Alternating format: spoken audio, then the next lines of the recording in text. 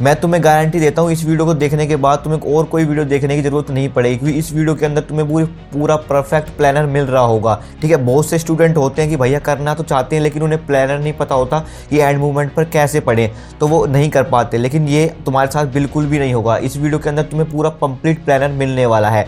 ठीक है, तो सबसे पहले आपको देखो स्क्रीन पर दिख रहा है 85% इन जस्ट 20 डेज। क्या ये पॉसिबल है? तो भाई अगर तुम जी जान लगाने के लिए तैयार हो ना, तो ये भाई बिल्कुल पॉसिबल है। 20 डेज में तुम एकदम डिसेंट स्कोर कर लोगे, बहुत ही बढ़िया स्कोर फोड़ लोगे।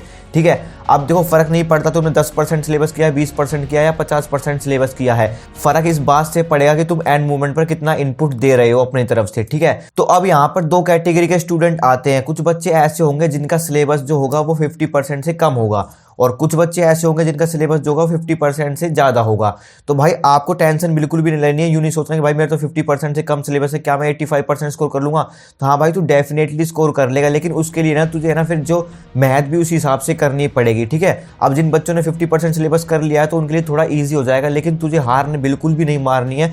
तुझे इस समय पर इतना अपने आप से एफर्ट मारना है कि तेरा एंड जो रिजल्ट रहे ना वो तेरी पूरी मेहनत को डिफाइन कर रहा हो। ठीक है, तो अब मैं तुम्हें बताता हूँ तुम्हें करना क्या है। सबसे पहले क्या करना है, चाहे तुम्हारा 50% से ज़्यादा सिलेबस है, कम सिलेबस है, तुम्हें क्या करना है, चैप्टर को पहले हाई वेटेज वाले चैप्टर आइडेंटिफाई कर लेने। हर एक सब्जेक्ट के जो हाई वेटेज वाले चैप्टर हैं उनको आइडेंटिफाई कर लेना। देखो अगर तुम केमिस्ट्री तुम्हारा सब्जेक्ट है क्लास 11th और 12th में, तो उसमें तो भाई सीबीएसई ने क्लियरली मेंशन कर रखा है कि कौन से चैप्टर की किसकी सबसे ज़्यादा वेटेज है। ठीक है, अगर अदर सब्जेक्ट में क्या है, उसमें आपको क्या करना है, जो इंपॉर्टेंट टॉपिक जो हर साल पूछे जाते हैं सवाल, उनको आइडेंटिफाई करना है। नेक्स्ट पॉइंट मैंने वही लिखा है यहाँ पे, इंपॉर्टेंट टॉपिक्स को तुम्हें फाइंड आउट करना है। ठीक है, चाहे क्लास 11th के स्टूडेंट आप देख रहे हो, चाहे फिर क्लास 12th के स्टूडेंट देख रहे हो, सबसे पहले क्या करना है, हर एक सब्जेक्ट में हर एक चैप्टर के इंपॉर्टेंट टॉपिक होते हैं।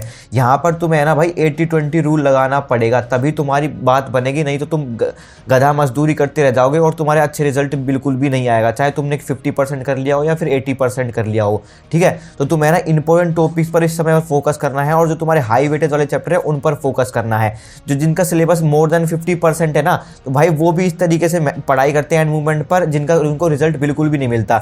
जिसने 50% से कम सिलेबस करा होता है वो भी इनसे ज़्यादा मार्क्स ले आता है, और उसका कारण क्या होता है कि वो बंदा सही अप्रोच लगाता है और वो बस कुछ गलत स्ट्रैटेजी लगा लेते हैं और उनके रिजल्ट बिल्कुल भी नहीं आता। तो तुम्हें ऐसी मिस्टेक बिल्कुल भी नहीं करनी है। इस मूवमेंट पर तुम्हें किस तरीके से पढ़ाई करना है वो प्रॉपर मैं तुम्हें बताने वाला हूँ। तो तुम्हें करना है हाई वेटेज वाले चैप्टर आइडेंटिफाई कर लें जो केमिस्ट्री में बता रखे हैं और बाकी अदर सब्जेक्ट है जैसे मैथमेटिक्स में। और नेक्स्ट जो करना है वो करना है आपको इंपॉर्टेंट टॉपिक्स फाइंड आउट कर लेने हैं। अगर आप एक ऐसे स्टूडेंट हो जिसको भाई इंपॉर्टेंट टॉपिक फाइंड आउट करने में दिक्कत आ रही है, तो तुम्हें क्या करना है, सिंपली जिस भी चैप्टर सब्जेक्ट के आपको इंपॉर्टेंट टॉपिक चाहिए, सिंपल से आपको यूट्यूब पर सर्च मारना है। फॉर एग्जाम्पल के लिए आपको फिजिक्स से चाहिए तो class 11th physics important topics आपको वीडियो मिल जाएगी। ठीक है, और मैंने तो वीडियो बनाई रखी है क्लास 11th वालों के लिए, तो आप चेकआउट कर लेना। और एक बात और मैं तुम्हें बता दूं, जो भी बातें इस वीडियो में तुम्हें बताने वाला हूं ना, कौन से लेक्चर देखने, कहाँ से देखने, किससे पढ़ना है, वो सारा मैं डिस्क्रिप्शन में डाल रहूँगा, तो आपको इस वीडियो के बाद वो चेकआउट कर लेना है। ठीक है, चाहे आप क्लास 11th के स्टूडेंट हो या फिर क्लास 12th के स्टूडेंट हो। अब बात आती है भैया नेक्स्ट चीज़ क्या करनी है, एनसीईआरटी इन टेक्स्ट क्वेश्चन करने हैं। ठीक है, देखो एनसीईआरटी बहुत ज़्यादा इंपॉर्टेंट है। अब ऐसा नहीं हो कि हम एंड मूवमेंट आ गई है तो हम एनसीईआरटी को बिल्कुल साइड लाइन कर दें, सिर्फ वीडियो लेक्चर पर डिपेंडेंट हो जाए। नहीं भाई, ऐसी मिस्टेक बिल्कुल भी मत करना। बोर्ड के स्टूडेंट हो तो भाई आपको बिल्कुल भी मिस्टेक ऐसी नहीं करनी है, क्योंकि एनसीईआरटी को आपको इक्वल इंपॉर्टेंस देनी है। एनसीईआरटी के जो इन टेक्स्ट क्वेश्चन है, फॉर एग्जांपल के लिए अगर मैथमेटिक्स की बात करूं तो आपको 100 एग्जांपल बिल्कुल भी स्किप नहीं करने हैं। एनसीईआरटी के जो आपके केमिस्ट्री के इन टेक्स्ट क्वेश्चन हो गए वो बिल्कुल भी स्किप नहीं करने हैं, और इसी तरीके से फिजिक्स में आपके जो सोल्ड एग्जांपल्स हैं उनको बिल्कुल भी स्किप नहीं करना है। इन टेक्स्ट क्वेश्चन या फिर एग्जाम्पल आपको अच्छे से देख कर जरूर जाने हैं। ठीक है, दूसरी बात नेक्स्ट जो आती है वो आती है भाई पीवाईक्यू। अगर आप क्लास 11th के स्टूडेंट हो तो आपको पीवाईक्यू में दिक्कत हो सकती है।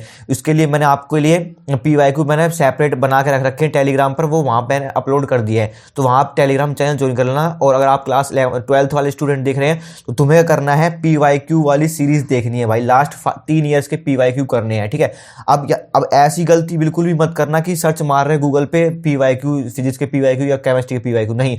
तुम्हें करना है वीडियो लेक्चर देखने हैं। फॉर एग्जाम्पल के लिए आपको इलेक्ट्रिक चार्ज एंड फील्ड पढ़ना है। इलेक्ट्रिक चार्ज एंड फील्ड के आगे जब यूट्यूब पर सर्च मारना है electric charge and field PYQ, तो उसमें जो वीडियो आएगी ना वो आपको वॉच करनी है। ठीक है, अब गूगल पर सर्च मारने का हमारे पास इतना टाइम नहीं है, उसमें हमारा काफ़ी टाइम जा रहा होगा। नेक्स्ट जो चीज आती है वो आती है रिवीजन सीरीज, ठीक है। क्लास 11th के स्टूडेंट हो, क्लास 12th के स्टूडेंट हो, भाई रिवीजन बहुत इंपॉर्टेंट है आपके लिए। अब इस बात से फर्क नहीं पड़ेगा कि आपने कितना सिलेबस कर लिया है, इस बात से बहुत ज्यादा फर्क पड़ेगा कि आपने कितनी बार रिवीजन कर लिया है, ठीक है।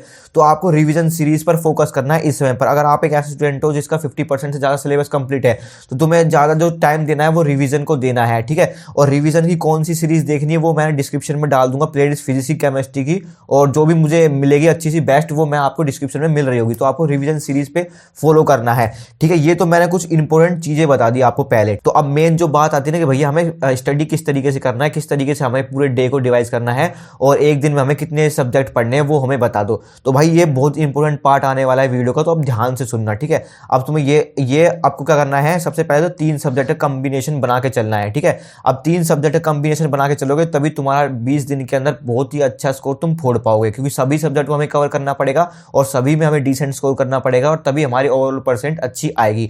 तो 3 सब्जेक्ट का आपको कॉम्बिनेशन बना के चलना है। अब 3 सब्जेक्ट का कैसे ब्रेक डाउन करना है वो मैं तुम्हें बताता हूँ। देखो 3 सब्जेक्ट का ब्रेक डाउन करना है आपको, 2 मेन सब्जेक्ट लेने हैं और एक आपका थ्योरी वाला सब्जेक्ट होगा। थ्योरी में आपका एडिशनल सब्जेक्ट होगा या फिर लैंग्वेज सब्जेक्ट होगा। फॉर एग्जाम्पल के लिए इंग्लिश हो गया, फिजिकल एजुकेशन हो गया, तो इस टाइप के आपको एडिशनल सब्जेक्ट भी लेके चलने हैं, ठीक है। बहुत से बच्चे क्या करते हैं, मिस्टेक यही करते हैं कि वो जो मेन सब्जेक्ट है ना उनको ही अपना सारा टाइम देते रहते हैं और जो आपके एडिशनल सब्जेक्ट होते हैं, लैंग्वेज सब्जेक्ट होते हैं, उनको टाइम नहीं देते। भाई इनको भी आपको प्रॉपर टाइम देना है, ये हाई स्कोरिंग सब्जेक्ट होते हैं, ठीक है। तो आपके ना ये परसेंटेज काफी ओवरऑल इंक्रीज कर देते हैं, ठीक है। तो इनको भी आपको साथ के साथ प्रेफरेंस देके चलनी है। तो आपको स्लॉट किस तरीके से डिवाइड करने वो मैं तुम्हें बताता हूँ, ठीक है। तो टोटल आपका जो स्टडी डे रखा है मैंने 9 आवर्स अ डे रखा है, ठीक है। अब ये टोटली आप पर डिपेंड करता है, अगर आप इससे भी ज्यादा पढ़ना चाहते हो तो भाई पढ़ सकते हो, कोई भी रोक टोक नहीं है, लेकिन मिनिमम से मिनिमम आपको 9 आवर्स अ डे देना पड़ेगा अगर लास्ट के कुछ दिनों में पढ़कर आप बहुत ही अच्छा स्कोर फोड़ना चाहते हो। तो ये तो कम से कम बताएं, और ज्यादा से ज्यादा आप कितना भी कर सकते हो, उसकी कोई लिमिट नहीं है। अब इनको कैसे ब्रेक डाउन करना है वो सुनो ध्यान से। सबसे पहले क्या करना है, स्लॉट 1 रखना है आपका 3 आवर का, ठीक है। एक 1 शॉट वीडियो देखनी है, उसके बाद आपको प्रैक्टिस करनी है, ठीक है। और 1 शॉट वीडियो वही देखनी है जो मैं आपको डिस्क्रिप्शन में सजेस्ट करूंगा, ठीक है। वो आपके लिए बेस्ट रहेंगे इस मूवमेंट पर, चाहे आप क्लास 11 के स्टूडेंट हो चाहे आप क्लास 12 के स्टूडेंट हो, ठीक है। फर्क इस बात से भी नहीं पड़ेगा। 1 शॉट वीडियो के साथ आपको ना फुल डिसिप्लिन के साथ आपके पास कॉपी और पेन होना चाहिए। यूं नहीं कि सिर्फ आप वीडियो लेक्चर पर फोकस कर रहे हो, कॉपी और पेन बिल्कुल भी लेकर नहीं बैठे हो। साथ के साथ आपका हाथ चलना चाहिए, जो भी मास्टर उसमें वीडियो में बता रहा है कंसेप्ट वो थोड़ा थोड़ा नोट डाउन करते रहना। अब प्रॉपर नोट्स बनाने के लिए नहीं कर रहा हूँ, सिंपल से थोड़ा थोड़ा नोट डाउन करते रहना। और साथ के साथ आपको प्रैक्टिस करनी है।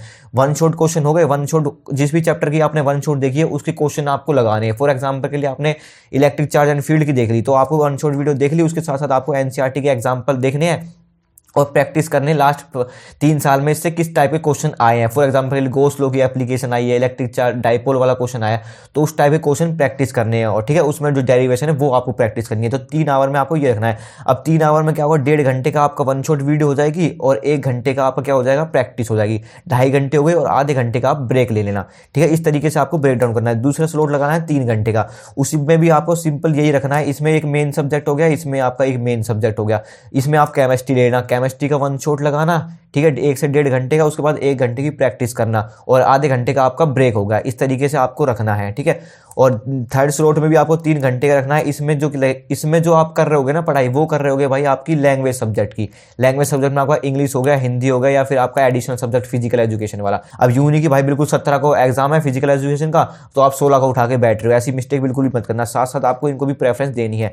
इस तरीके से 1 शॉट वीडियो देखनी है आपको फिजिकल एजुकेशन किसी भी चैप्टर की, और वहां पे आपको थ्योरी याद करनी है, यानी एक बार है ना उनको रीड करना है, लर्न करनी है जो आपके थ्योरेटिकल सब्जेक्ट है, ठीक है। तो ये 3 आपको इस तरीके से स्लॉट रखने हैं, 3-3 घंटे के आपको स्लॉट रखने हैं। ये वाला मेन सब्जेक्ट हो गया, ये मेन सब्जेक्ट हो गया और ये एडिशनल सब्जेक्ट हो गया, या फिर आप कह सकते हो लैंग्वेज सब्जेक्ट हो गया। 2 मेन सब्जेक्ट रखने हैं, 1 लैंग्वेज सब्जेक्ट रखना है। इस तरीके से आपको पूरा शेड्यूल रखना है जब तक आपका एग्जाम नहीं आ जाते, चाहे आप क्लास 11 के स्टूडेंट हो या फिर क्लास 12 के स्टूडेंट हो। अब यहाँ पर देखो आपको अल्टरनेट डे में रखना है। यहाँ पर आप फिजिक्स रख सकते हो, केमिस्ट्री रख सकते हो, ठीक है। फिर नेक्स्ट डे पढ़ रहे हो तो यहाँ पर आप केमिस्ट्री रख सकते हो, बायो रख सकते हो।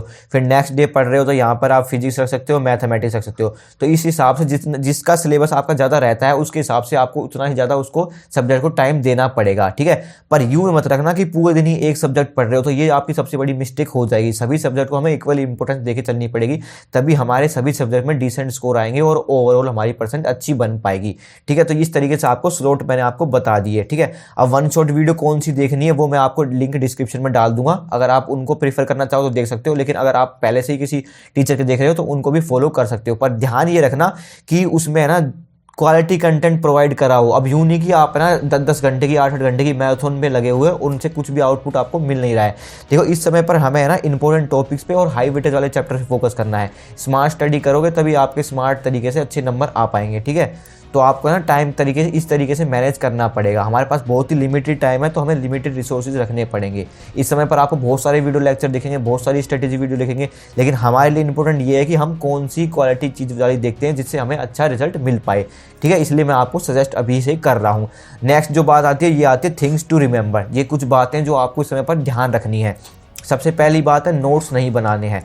अब बहुत से स्टूडेंट क्या करते हैं, पूरे साल नोट्स नहीं बनाते और एंड मोमेंट पर सोचते हैं भाई अब मैं कहाँ से पढूं, ठीक है, और फिर वो नोट्स बनाने लग जाते हैं। तो भाई तुम्हें ऐसी मिस्टेक बिल्कुल भी नहीं करनी है। तुम्हें या तो अपने फ्रेंड से नोट्स मांग लेने हैं, यूट्यूब पर किसी भी एजुकेटर के डाउनलोड कर लेना है, उनका प्रिंट आउट करवा के रख लेना है। तुम्हें नोट्स बिल्कुल भी नहीं बनाने हैं, ठीक है। हाँ, रफली नोट्स अगर तुमने पहले बना रखे हैं तो उनको आप यूज़ ज़रूर करना रिवीजन के लिए, ठीक है। रिवीजन के लिए सिर्फ यूज़ करना है और रिवीजन करने के बाद तुम्हें क्वेश्चन प्रैक्टिस करने पड़ेंगे। अगर तुम प्रैक्टिस नहीं कर रहे हो तो तुम्हारा कोई फ़ायदा नहीं है भाई रिवीजन करने का, क्योंकि एग्जाम में तुम लिखने वाले हो, ना कि सिर्फ एकदम से देखने वाले हो। क्योंकि एंड मोमेंट पर ऐसा होता है हम पढ़ तो सब कुछ लेते हैं, लेकिन हमें रिप्रेजेंट कैसे करना है, पेपर में लिख के कैसे आना है, वो हमें नहीं पता चलता, जिसकी वजह से हमारा स्कोर बहुत ही कम आता है, ठीक है। तो पहली बात ये होगी नोट्स नहीं बनाने इस समय पर तुम्हें, ठीक है।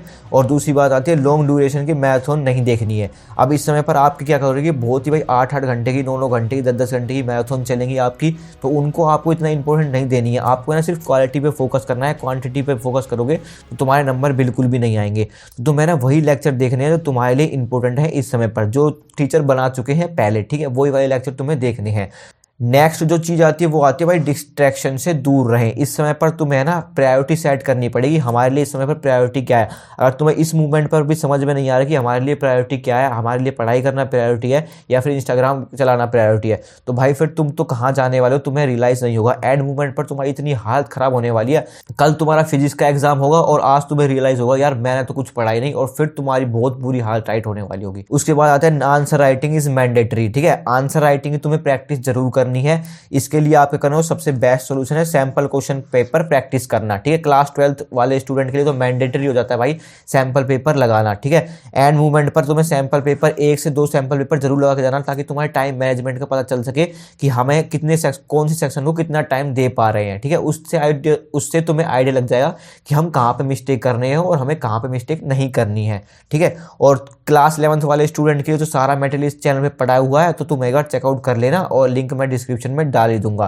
तो ये चीज़ें तुम्हें ध्यान में रखनी है। अगर तुम इन बातों को ध्यान में रखते हो तो तुम आने वाले 15 से 20 दिनों में, जितने भी आपके एग्जाम में दिन बचे हैं, उनमें अगर इस तरीके से प्रॉपर स्ट्रेटेजी फॉलो करते हो तो तुम एकदम डिसेंट स्कोर कर लोगे अपने एग्जाम में। तो यही थी आपके लिए वीडियो। आई होप आपको वीडियो हेल्पफुल लगी होगी।